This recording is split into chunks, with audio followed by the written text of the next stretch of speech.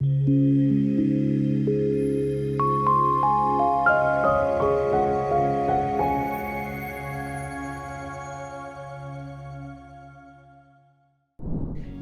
to Upshift. In the very first episode, we were talking about the value proposition of environmental, social, and governance for business. Today, we are going to talk about how we are going to set up an effective environmental, social, and governance strategy for the business. I am going to talk about first 5 steps of it. Step number 1, you need to determine how you are going to conduct this strategy formulation process. There are 2 ways that you could do. Number 1, you could do it by yourselves. Using only internal resources, you could do it.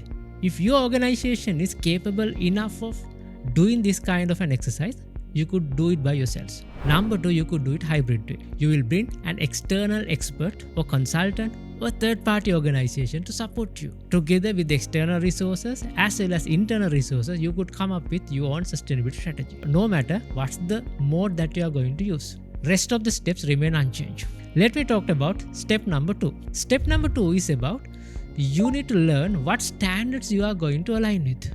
There are different international standards as well as local standards available.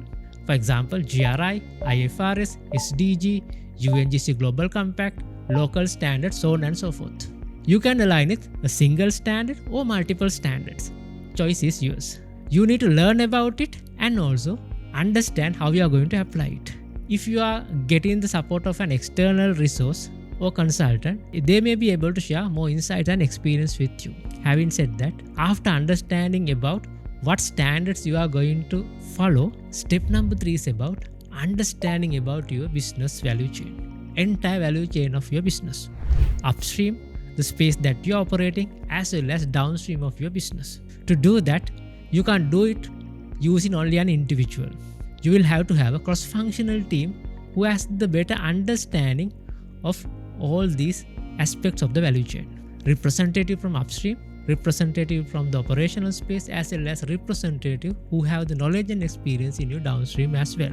In the understanding of the value chain of your business, you need to understand what are the environmental, social, and governance issues associated with and the opportunities that you have. After conducting the third step, step number 4 is you need to determine who are the stakeholders in your business. You may be wondering, who are those stakeholders?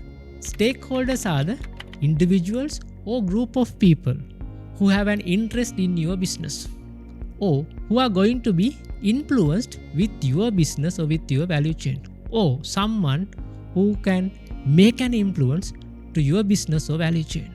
There are plenty of stakeholders. There may be external stakeholders as well as internal stakeholders.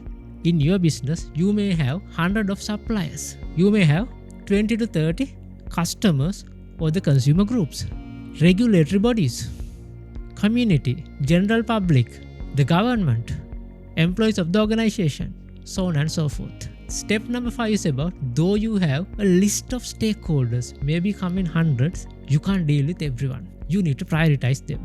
Therefore, step number 5 is prioritizing those stakeholders. How you are going to do that? For example, let's say you have 100 suppliers. Out of them, 20 may be having an impact of 80% of your supply chain. Total, the dollar value is considered 80% of your material is supplied by 20 suppliers out of your 100. Then you will prioritize those 20. In your customers also, based on the strategic alignment, the influence that they create, and also the business size that you are dealing with, you may have to prioritize. Certain tools like BCG matrix that you could use for it. In addition, all other stakeholders also you can categorize and prioritize. That's what we call step number 5. If I summarize, first and foremost, you need to decide how you are going to do it, whether you are doing it internally or you are going to do it in hybrid way. Number 2, you need to determine what standards you are going to comply with.